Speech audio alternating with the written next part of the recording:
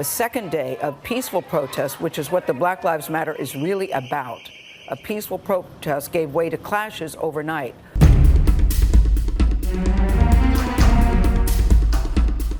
These images come in stark contrast to what has largely been peaceful demonstrations over the course of the afternoon and into the evening. We did see peaceful protesters earlier in the evening yesterday. Demonstrations that were largely peaceful during the daytime that tended to get a little bit more contentious and even violent at times at night. Peaceful protests turned violent once the citywide curfew set in. The peaceful protests that gave way to the burning buildings and to the destruction in the evening. Peaceful protests during the day turned into standoffs with riot police, the National Guard last night.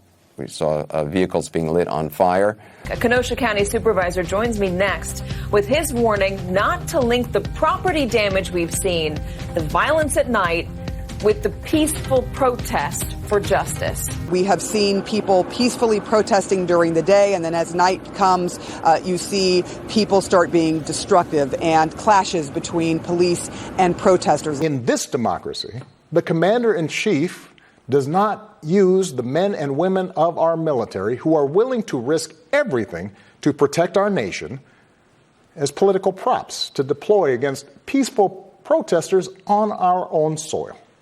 Pepper spray and rubber bullets are used on peaceful protesters for a photo op. He's the one that's sending troops in to disrupt peaceful protests. When he tear gassed peaceful protesters and marched with his men through Lafayette Park, that put the fear in the hearts of a lot of Republicans. Actions like this, the feds tear gassing peaceful protesters. We've also seen peaceful protesters being attacked in multiple cities.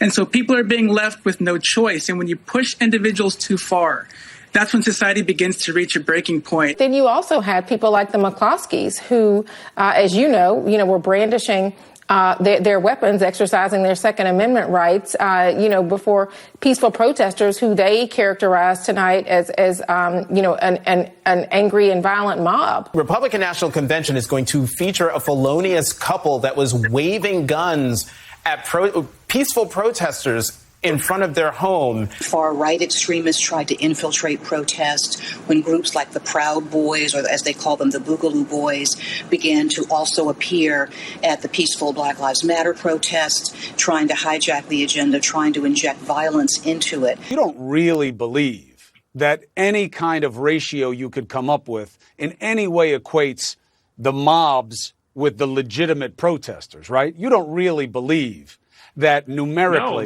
you had anything. Well, you said they were taken over by mobs. No, the mobs took over the media narrative on the right.